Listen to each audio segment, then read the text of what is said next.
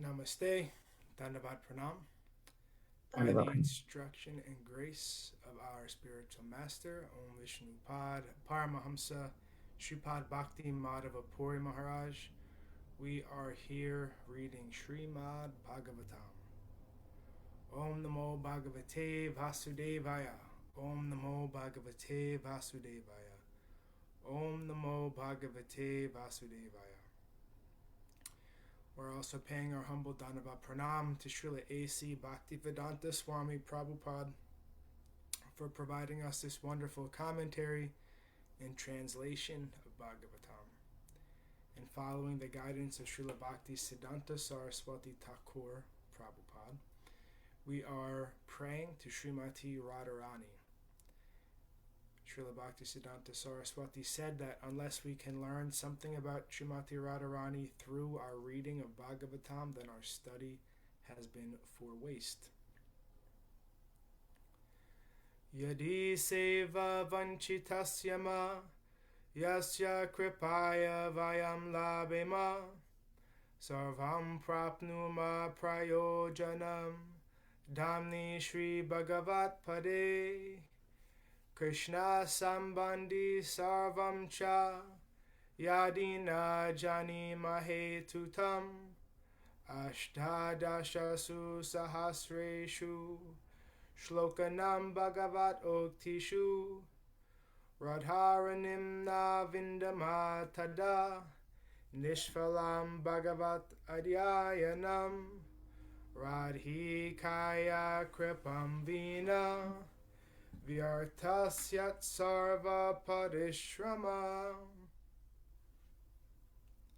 If we are cheated out of serving that personality whose mercy awards us everything we need, including residence in the Lord's holy Dham, and all things connected to Krishna, and if we cannot understand or discover Rādhārānīṃ within the 18,000 verses of Srimad Bhagavatam, then our study of Srimad Bhagavatam has been pointless. Without the mercy of Śrīmatī Rādhārāṇī, all of our efforts are in vain. So we are continuing our reading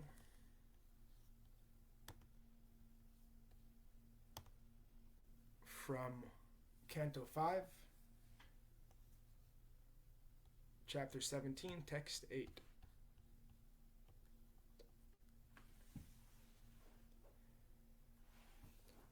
Bhadra kotarato meru sirasho nipatita giri shikarad giri shikaram atihaya shringhavata shringhad avasyandamana uttaramstu kurun abhita udicham dishi jaladim abhi pravishyati.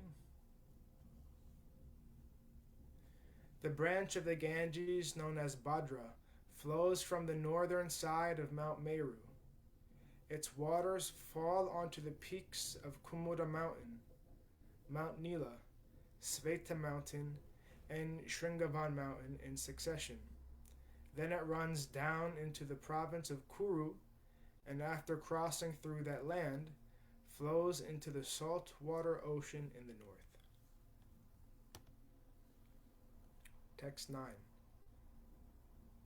Tataivala kananda dakshinena brahma sadhanad bahuni giri kutanyati kramya hema kutad daima kutanyati rabhashatara ramhasa lutayanti bhartam abhivarsham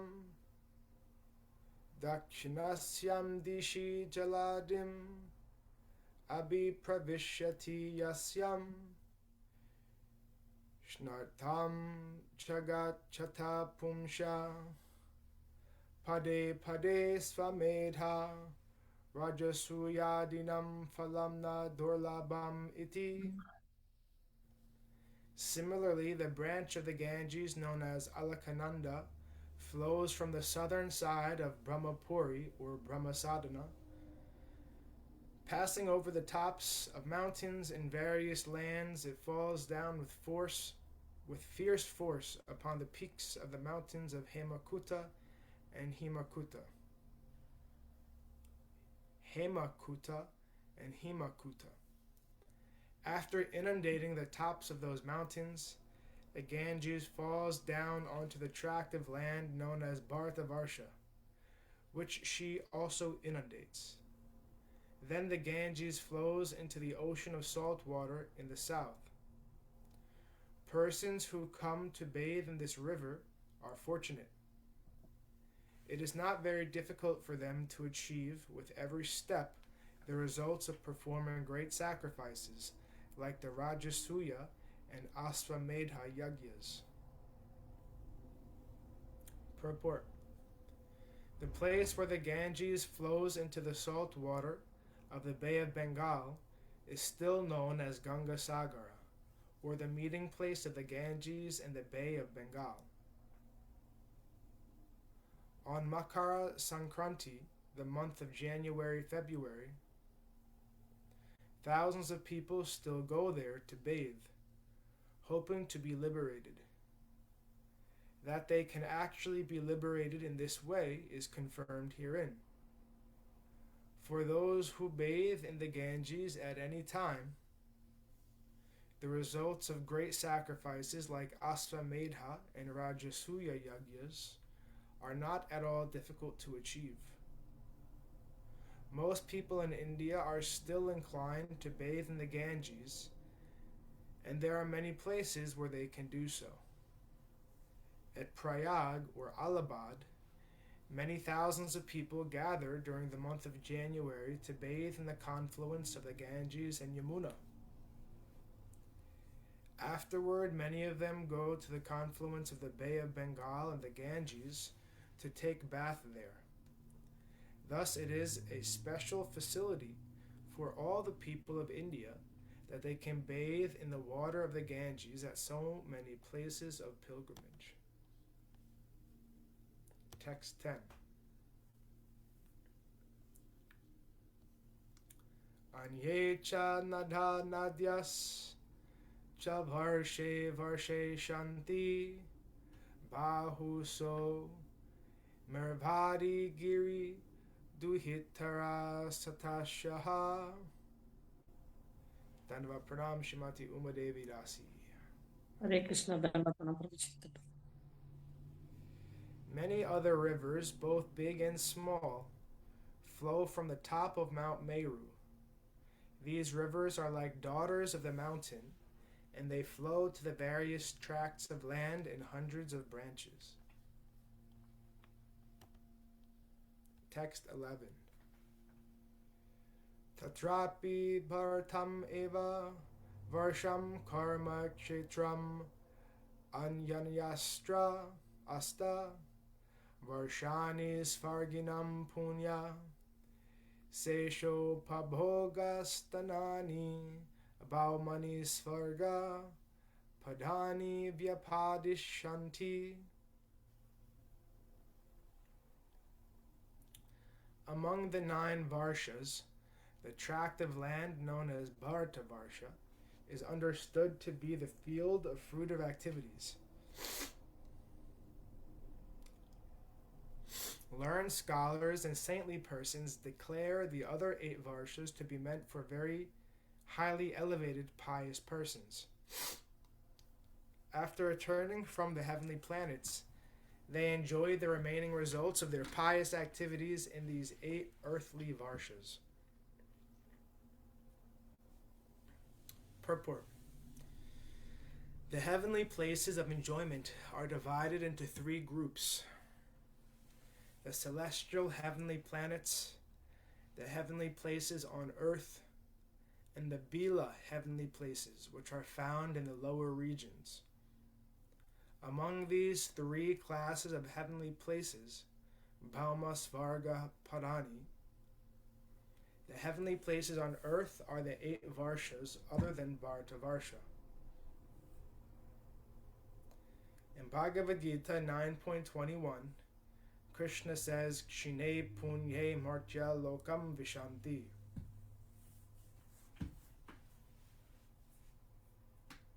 When the persons living in the heavenly planets exhaust the results of their pious activities, they return to this earth. In this way, they are elevated to the heavenly planets, and then they again fall to the earthly planets. This process is known as Brahmanda Brahmana, wandering up and down throughout the universes. Those who are intelligent, in other words, those who have not lost their intelligence, do not involve themselves in this process of wandering up and down. They take to the devotional service of the Lord so that they can ultimately penetrate the covering of this universe and enter the spiritual kingdom. Then they are situated on one of the planets known as Vaikuntha-loka, or still higher. Krishna-loka, which is Goloka Vrindavan. A devotee is never caught in the process of being promoted to the heavenly planets and again coming down. Therefore, Sri Chaitanya Mahaprabhu says,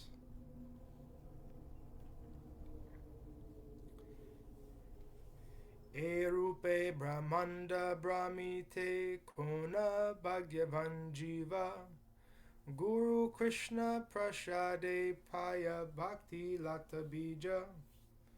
Among all the living entities wandering throughout the universe, that verse was from Chaitanya Charitamrita Madhya Lila, chapter 19, text 151.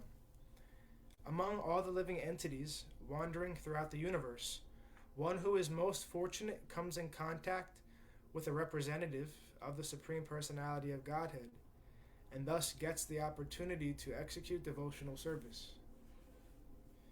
Those who are sincerely seeking the favor of Krishna come in contact with a guru, a bona fide representative of Krishna. The Mayavadis indulging in mental speculation and the Karmis desiring the results of their actions cannot become gurus. A guru must be a direct representative of Krishna. The Mayavadis indulging in mental speculation and the Karmis desiring the results of their actions cannot become gurus. A guru must be a direct representative of Krishna, who distributes the instructions of Krishna without any change. Thus, only the most fortunate persons come in contact with the Guru.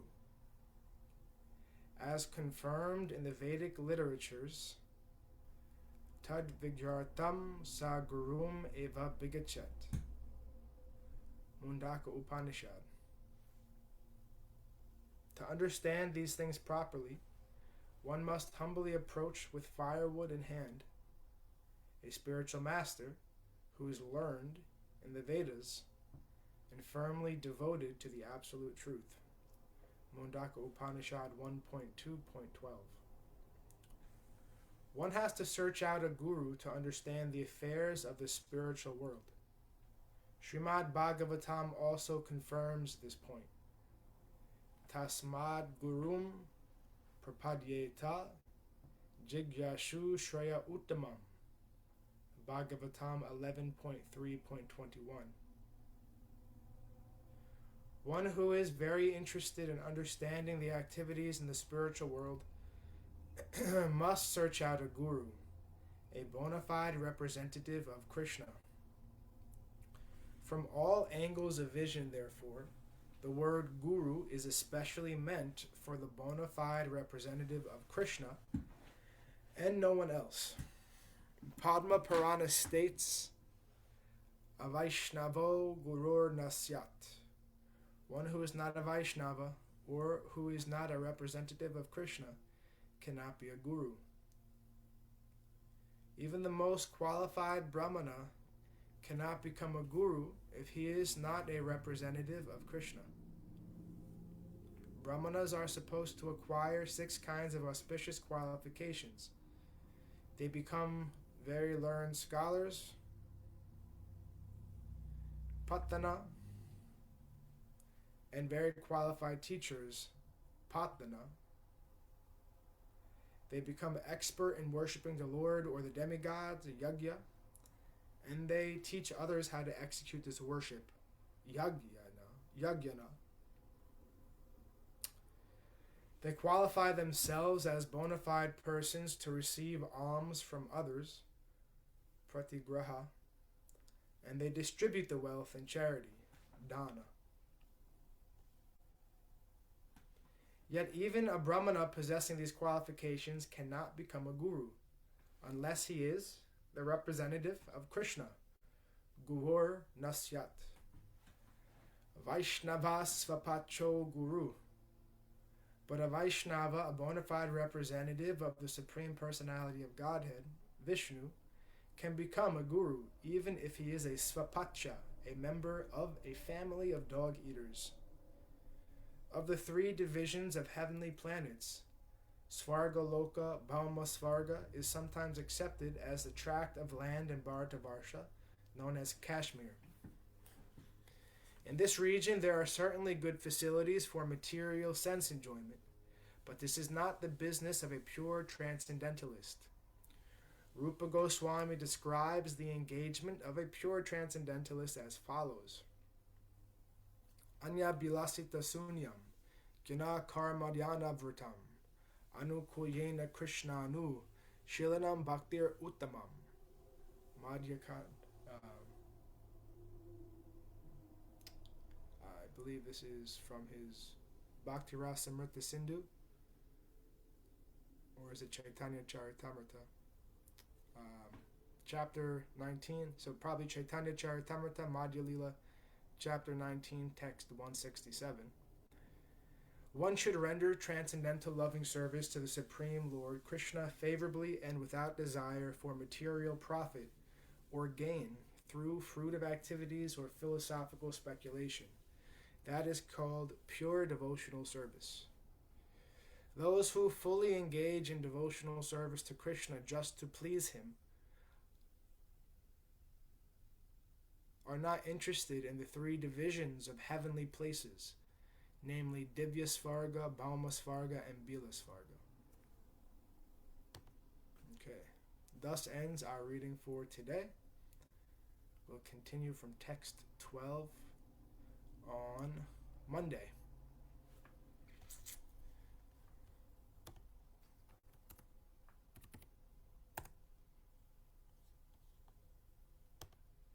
So it's very interesting idea that Bhagavatam is offering here to the Western world that is used to thinking of the goal of religion as the attainment of heaven, right? So Bhagavatam is saying that there are different kinds of heaven. There's not just one heaven, that there are gradations of heaven. And that one who is fully dedicated to serving God actually is not concerned with the attainment of any kind of heaven,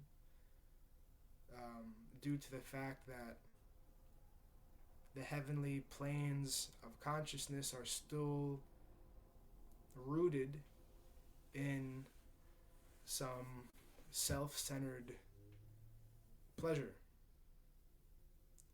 The idea of those heavens is that one makes themselves very pious so that they can enjoy very refined kinds of pleasures. So it's not a mood of full self-sacrifice, which is what Bhagavatam is promoting. The mood of full self-sacrifice to the Lord without any kind of calculation for what result I may get from that. So it's a very revolutionary theistic idea that Bhagavatam is offering to us. So before we conclude, were there any comments or questions or anything to speak further about before we finish today?